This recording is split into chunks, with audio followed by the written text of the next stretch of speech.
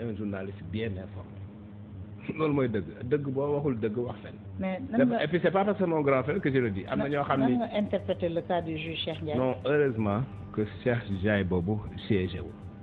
heureusement. waaw bu siégé woon day indi suspicion comme siégé wul te quorum bi am na te décision am na sant yàlla au moins xuloo du am man loolu laa gis.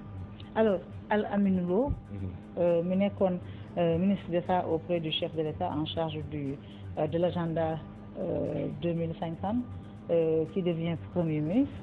Cheikh Diba ont réuni encore le ministère des Finances depuis 3 ans dañ ko kii yoon Matar Cissé qui revient au ministère de l'Intérieur.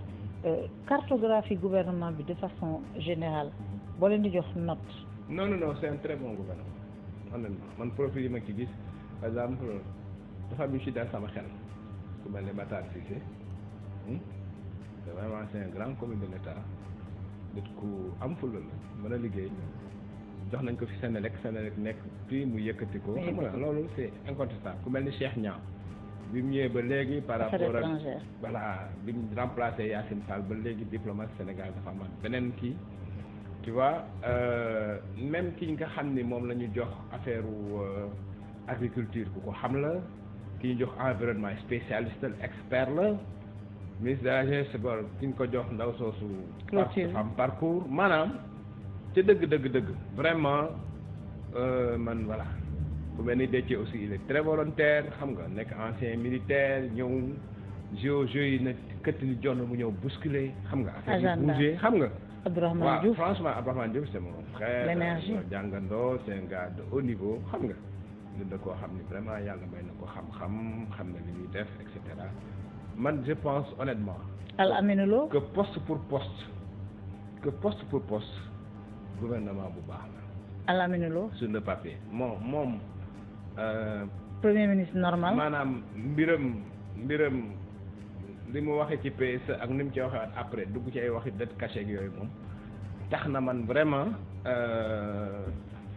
sama xel xaw naa tee ci moom dama lay wax rek. ci Al Aminou. waaw parce que ni mu doon waxee ci PSE ni mu doon waxee ci ay yëpp après mu ñëw di wax dugg ci ay dette cachée politiciens yi parce que xam nga expert boo nekkee technocrate da ngay bañ a topp ay politiciens ci ay wax kese xam nga moom ñëw nit di wax ay fait dette cachée tey léegi ku dekkoon neen dette cachée amul ka doon wax dette cachée neen dette cachée amul léegi xam nga loolu. c'est vrai que loolu loolu c'est une tâche. waaw sur son parcours au gouvernement ñu bari. voilà loolu lañ ko. bu loolu wéyee nag vraiment sama mag la sama grand frère la ñoo bokk koñ Louga ay rakam ñoo jàngandoo papam oustaz Lo moo ñu jàngal ñun ñëpp arabe et cetera tu comprends yéene naa ko jàmm yàlla na réussir ak jàmm. tu comprends mais c'est un bon. voilà choix. mais non parcours am moom vraiment parcours am baax na.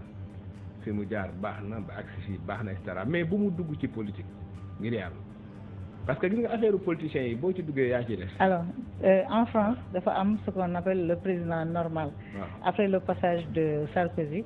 Hollande dafa ñëw jaay ne moom il est un président normal Al Aminou Lo est un premier ministre normal. waaw mais li mu wax naan man lu président wax laa wax lu mu de bàyyi di ma def defal ma def lu noonu de. yéen boo leen amee premier ministre bu fort. ñu ne premier ministre warul fort ñu am premier ministre bu dégg ndigal ñu ne warul waxee noonu. déedéet premier ministre naan le président daf may wax defal ma def bàyyil ma bàyyil loolu je ne sais pas. mais lui il met en œuvre la vision du chef de l'État.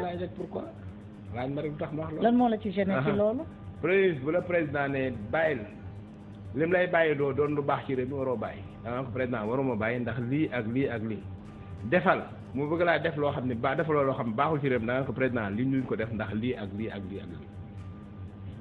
premier bàyyil ma bàyyi defal ma bàyyi mooy bu président juumee rek yéen yëpp juum ngeen alors que premier ministre rôle am mooy fexe ba président bu juumee moom mu gàgganti ko mooy collaborateur bi gën a proche moo defal ma def bàyyil ma bàyyi bu la président def loo jee non defal ndànk li ma wax nii c'est très important xam nga Sonko par exemple le fait que mu nekkoon premier ministre nii c'est-à-dire que lenn laa koy reprocher moom en tant que premier ministre mooy. Ousmane Sonko wala Al Aminou. non si Sonko laay ñëwaat pour wax. comprendre nga baax na ma le fait que mu nekkoon premier ministre bu am périmètre am di am ay kii di joxe président loolu dafa baax lenn moo bonoon mooy affaire bi daf ko poussé woon ba faire de l'ombre au président di jël ay positions yoo xam ne c'était des positions différentes de celles du président loolu ma ñu ko reproché mais le fait que mu nekk premier ministre bu am volume des fois mën a wax ak président nii baaxul nii baax na loolu c'est positif pour un pays loolu nag laa bëgg ci Alamine Lo mi sama mag ji nga xam ne ñoo bokk koñ ok premier ministre defal ma def bàyyil ma bàyyi bàyyiwu la fa defal lu jaadu nga def defal lu jaaduwul bul di loo def nga expliquer président lii waruñu ko def waaye nag ci seen biir seen diggante maanaam doo ko wax ci télé doo ko wax ci rajo doo ko jébaane wax en public aussi doo ko affronter waaye fu ngeen toogee yéen ñaar président lii waruñu koo def ndax lii président lii war nañ ko def ndax lii.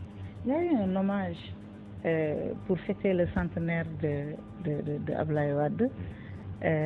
Diomaye dafa def un discours qui a beaucoup touché les Sénégalais et c'était très touchant de revoir les Idrissa Seck mooy tous ces hommes-là qui ont grandi sous l'ombre d'Abdoulaye Wade et puis le clou c'est cette déclaration d'Abdoulaye Wade qui ne perd pas le fil en bonne santé machallah le 4 et le 5 yan njàngat nga ci jàpp. Je pense que discours bi Diomaye def c'est le meilleur discours de son mandat waaye avant discours bi mësul def discours bu mel ni moom. te jàpp naa ni li des man dafa am ñaari discours yu ma marqué ci Diomaye mooy premier discours bi mu def devant les Nations Unies. ak discours bi mais discours bu mujj bi ci Abdoulaye pour man c'est le genre de discours yoo xam ne dañ ko war a jàngale. C'est inédit. dañ ko war a jàngale ci fagu Sciences Po yi tu comprends. C'est un discours extraordinaire en force et qui résume la vie d'Abdoulaye Wade en rhétorique, c'est-à-dire que ba pare force écriture bi ak image yi c'est très fort. ba pare discours bi waxu rek ak Abdoulaye Wade dafa wax Abdoulaye Wade ak classe aussi wax li ñu war a doxale tey loolu mooy force discours bi en fait maa ngi ñaan yàlla loolu mu wax yëpp mu doxale noonu parce que bu doxalee noonu réew mi dana am jàmm. Il dit le silence n'est pas une faiblesse. Exactement réew mi dana li mu wax ni moom lay doxale laa wax bu ko doxalee noonu réew mi dana dal dana am jàmm te dana dox.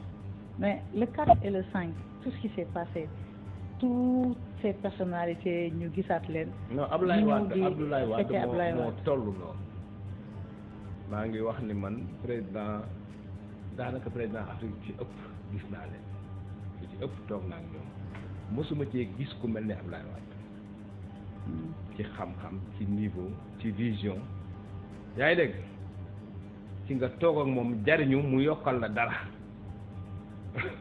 ci loo waroon xam te xamoo ko mu jàngal la ko noo xam ni bu la ko waxee am na un jour mu ni ma tu sais Yérim man ko ma c'est la loi de Condorcet pour être célèbre il faut s'attaquer à plus célèbre que toi loolu dafa grave ma ne ko loolu ba ma ko waxee ba léegi képp ku bëgg a siiw koo xam ne maa la gën a siiw saaga ma ndey 24 heures sur 24 duma la tontu duma la may buzz. Il a tellement raison. est-ce que xam nga baal ma Il a tellement raison.